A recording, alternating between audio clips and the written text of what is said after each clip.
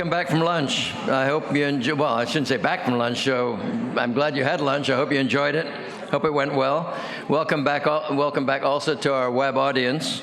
If you're live tweeting, I guess that's the right terminology. If you're live tweeting at this event, the hashtag is GPF15.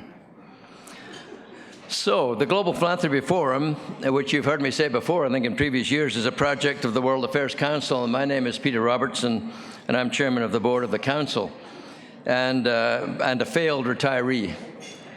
But I'm a very proud chairman, proud of the World Affairs Council, and proud of its amazing project, this Global Philanthropy Forum. I've got to learn to say it. I'm also a very fortunate person in that I'm the one that's able to take credit for the stunning results of all the energy, imagination, and innovation that occurs on a daily basis with Jane Wells and her remarkable staff.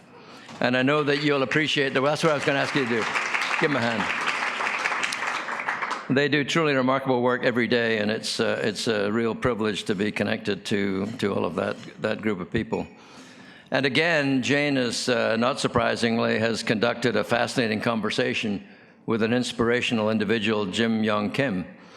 It was pretty inspiring, and I've listened to him before, and I just think he's just a tremendous speaker, and somehow is able to bring things down to simple language that even I can really understand. But his, and his ambitious goals to end poverty by 2030 and promote shared prosperity, are just wonderful goals, and I'm sure many of you share that sentiment. I'm an optimist, and I do believe that he's got every reason to be optimistic. As I look at the faces of the people gathered in this room together today, and you can see committed philanthropists and strategic business leaders from all over the world ready to take on some of the toughest challenges that humanity faces. At the Council, at the World Affairs Council, we describe the complex issues that we explore as those which will take a combination of philanthropy, government, and business to ultimately resolve. And as Jane said in the last session, tackling these big challenges truly will take us all. And there are very few of these big challenges that can be resolved by any one of these groupings, whether it be government or business or philanthropy. But together, I think we can, we not only can, but have to take on these enormous challenges that you folks will be talking about today. I hope that the conversations we'll have over the next couple of days will help you deal with these complex issues and will be fruitful and help you in your quest, which after all is to have a lasting impact. So it's really my pleasure. I was told I had 2 minutes, and I may already have used it up. She hasn't said shut up yet. Okay. It is my pleasure now to introduce Seán Cleary, who can help to set the stage for the conversations, I think, to come by providing a broad economic, political, technological, and environmental context, and that in which we're all operating. Seán is chairman of Strategic Concept and executive vice chair of the Future World Foundation. He's an expert on development economics, global corporate strategy, and conflict resolution. And I read a little bit about him on the internet, and he's an expert on a whole bunch of other things that I couldn't even begin to describe. But economics, global corporate strategy, and conflict resolution. So please join me today in welcoming Seán Cleary.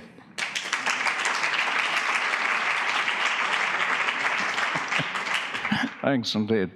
When somebody gives an introduction like that he's hiding his light under a barrel, and that the person that he's introducing is probably worth much less than the person who did the introduction. So thank you, that was a superb introduction. I think that Jane has been completely brilliant in terms of the way in which she started this conversation for you over the course of the next couple of days. I think the wonderful thing about President Kim is not only the fact that he has revolutionized the way in which the bank looks at many of the challenges that it faces, but that he has this extraordinary ability to take complex issues, get to the heart of the challenge that is locked up in that complexity, and then develop a plan and a program to actually address it. And that's extraordinarily rare, as all of us know. I've been given an impossible task Jane heard me do some variation on what I'm going to do this afternoon in San Francisco some months ago in roughly 45 minutes, and then sort of said, please come and do it in Washington, and then I was told I had 20 minutes to do it in. So saddle up, because this is going to be a rough ride. Where are we today? Well, the first thing that I think we can say is that as far as the global economy is concerned, we're past the worst in the US. February looked very good. Unemployment rate was down to 5.5, roughly 300,000 jobs created. March wasn't quite as good. The new jobs created dropped to 126. There was an abrupt slowdown in hiring. And perhaps the more frightening element on it is that most of those jobs are not terribly well paying. In fact, new graduates are mostly employed in jobs that don't require graduate skills. If we move out of the US, which is the bright light on the global picture at the moment, the world looks a little bit more depressing. The US is really, in the advanced economies, the only economy that is growing substantially somewhere close to where we would like to have it. And the reason for this is because what got us out of the depths of the crisis was actually a whole series of unconventional monetary policies, because there was no money in the kitties to do fiscal policy. And as a result, central banks around the world had to produce a tremendous amount of cheap money to try to boost expenditure as widely as possible. The banking sector was in a total collapse. The reason why sovereign debt had to be incurred by advanced economy governments and taxpayers had to bail out the financial sector was because the financial industry as a whole was in a disastrous condition. Capital adequacy and liquidity has therefore been the major focus of what's being undertaken meanwhile, and fiscal, financial, and structural reforms are needed going forward in order to be able to get us back onto an even keel. We still have to balance stability and economic growth, and that's particularly difficult in the Eurozone and Japan at present. And long-term debt has unfortunately increased, so the deleveraging that was required to get us back onto an even keel actually hasn't taken place. Moral hazard's been exacerbated because financial institutions have been bailed out by taxpayers, and we still have a massive overhang of household debt. If you look at what the IMF projects in respect of growth going forward, then the picture is pretty depressing. There's no great V's, we've passed those. But if you look at the overall performance of all of the economies visible on that chart, you'll see the trend is down from where it was. So we're not going back to business as usual or growth as normal. Even more depressing, nobody really knows what's going to happen. These are a short cross-section of forecasts for the global economy released in January, and as you can see, they range from 3.3 to 2.6 for 2014, 3.6 to 2.8 for 2015, and 4 to 3 for 2016. So the bottom line is we don't actually know. The debt problem is the real one. We are $57 trillion more in debt than we were before the crisis in 2007. That gives you some sense of the effect of cheap money in getting us up to this particular point, but it should give you pause about its sustainability.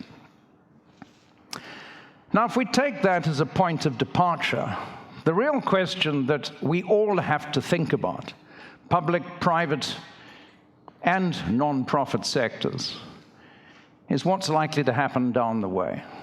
The wonderful thing, again, about President Kim's presentation is he's not too put off by this. He knows what needs to be done, and he knows that you're only likely to get it right if you've got a plan and you execute against the plan.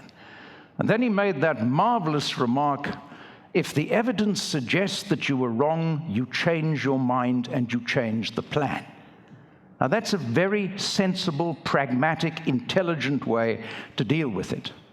But you can be left blindsided, as his predecessors at the bank, and Christine Lagarde's predecessor at the IMF were, and most governments were, when we moved from the latter part of 2007, when the subprime crisis broke, all the way through the collapse of Lehman, toward the end of 2008, and the bailouts that had to begin from April 2009. So what do we think is going to happen going forward? The first thing is that the geoeconomic trends where the center of global economic gravity shifts from the Atlantic to the Pacific is likely to be a secular trend out to at least 2030. Secondly, and more worryingly, the trend that we've seen over the last decade of higher returns to capital and falling returns to labor, which translates automatically into rising inequality and social tensions, seems to be a structural trend under the foreseeable circumstance.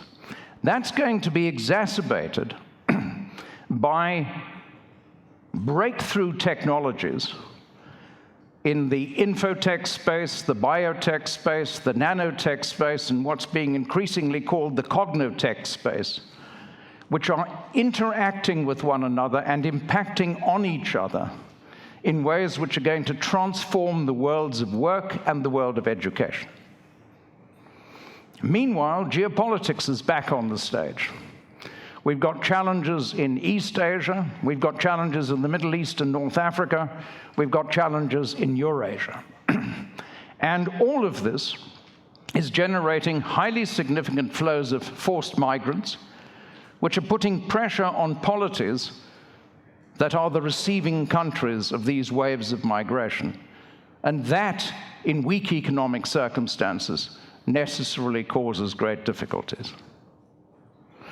Partly for that reason, but for some others as well, the paradigm of representative democracy on which we've based most of our thinking in the West for the past 150 years is under a significant amount of stress at the moment.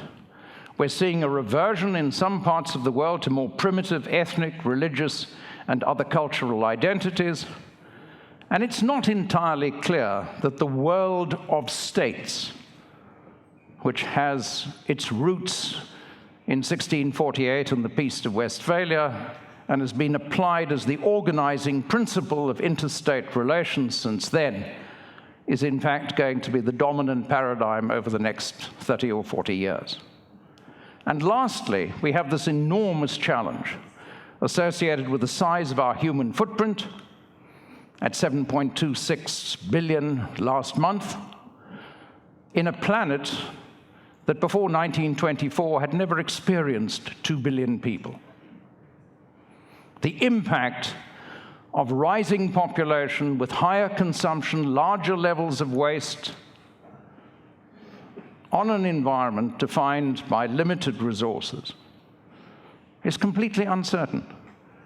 We know in the context of climate, in the context of water scarcity, in the context of extreme weather events, in the context of ocean acidification, we know some of the effects, but quite frankly, we don't understand how the system works. And therefore, we can't predict with any accuracy where the inflection points lie or what the shocks are likely to look like. So, very quickly, this geoeconomic shift from the Atlantic to the Pacific seems to be a secular trend. Short-term projections suggest that the emerging and developing markets are growing at much faster rates than the advanced economies. If you project that out as here with the IMF out to 2018, you can see the US share falling, the Chinese share rising, the Japanese share falling, the ASEAN share rising. If you have a look at it in terms of the OECD figures out to 2030, you get confirmation of the longer-term projection in respect of this. Now, don't get confused. These figures aren't accurate. They're projections. Don't believe them, for God's sake. But do recognize that all of our existing knowledge suggests that this is a longer-term secular trend. In one way, it's just a reversion to earlier trends.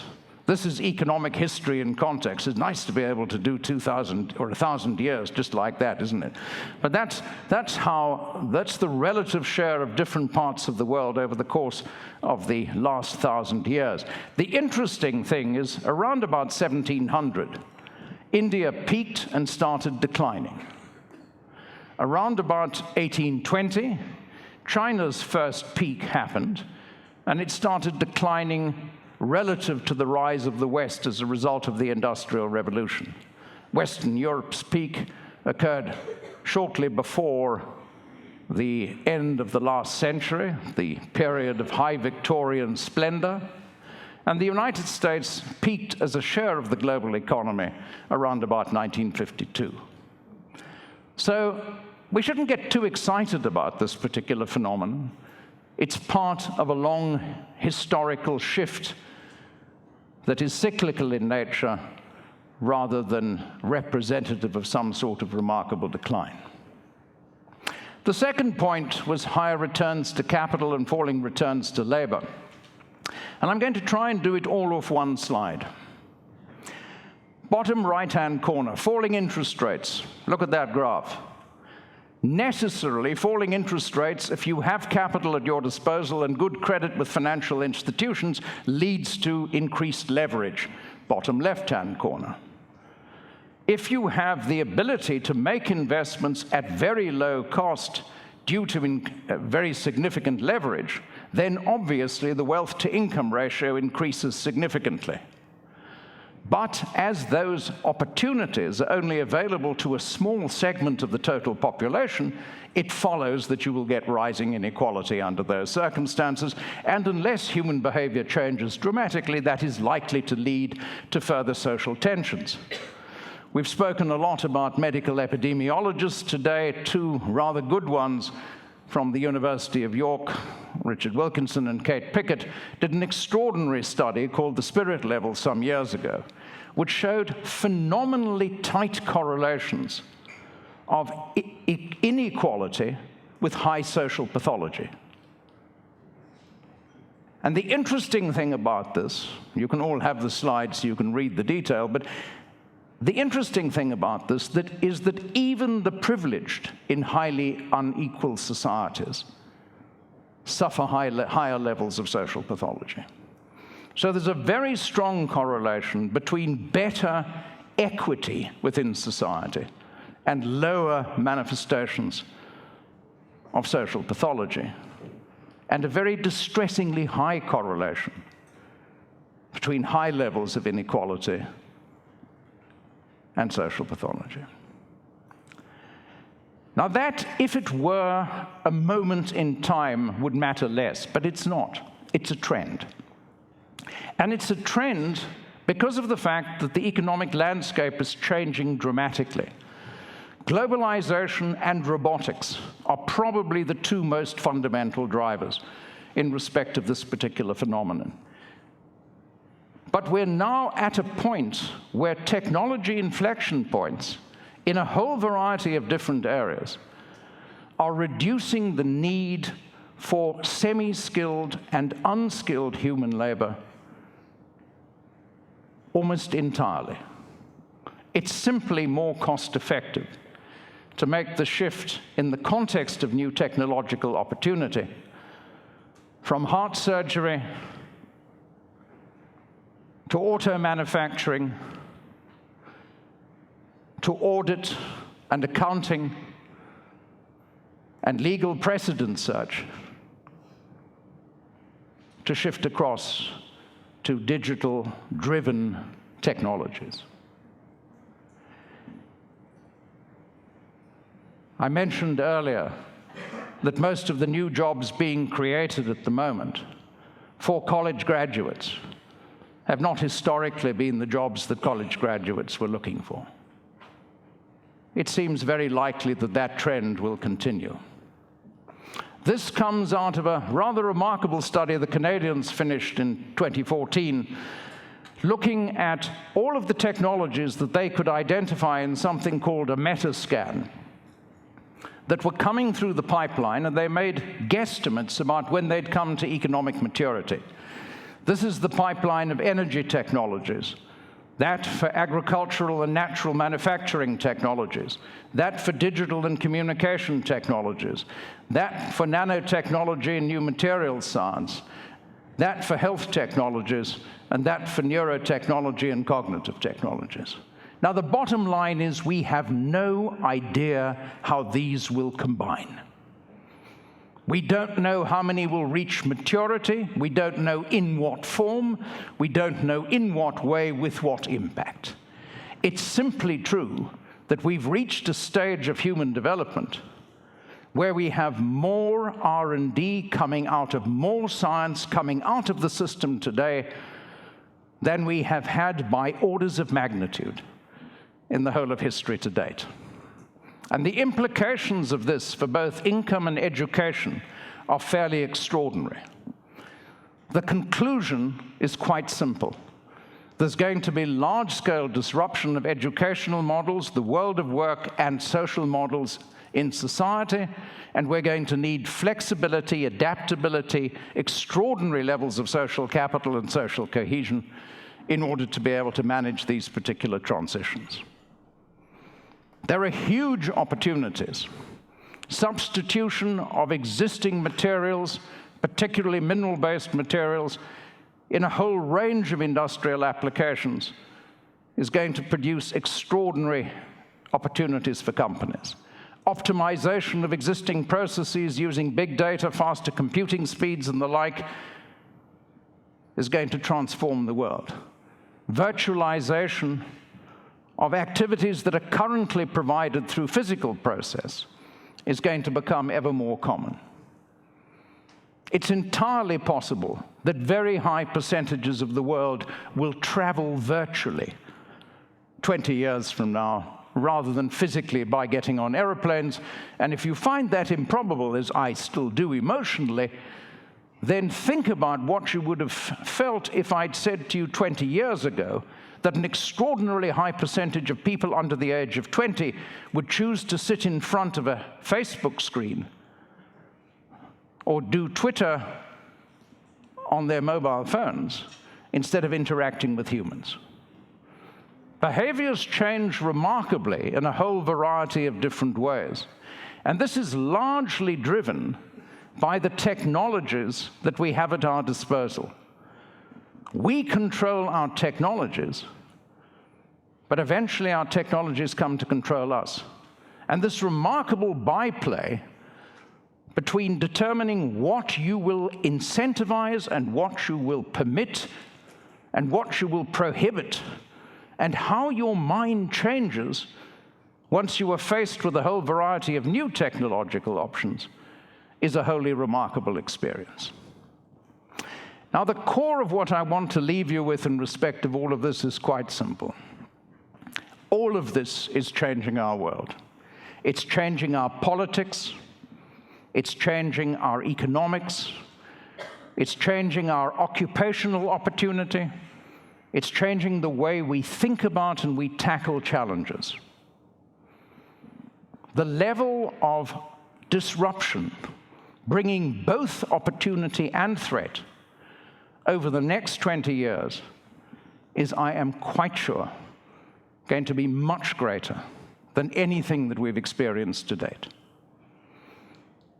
As a result of that, there is almost no doubt that political tensions will increase, social tensions will increase, and we're going to have to be remarkably agile, extraordinarily smart, and very effective in sharing insights and perspectives in order to develop the degree of social cohesion and innovative response that we're going to require in this fast-changing world.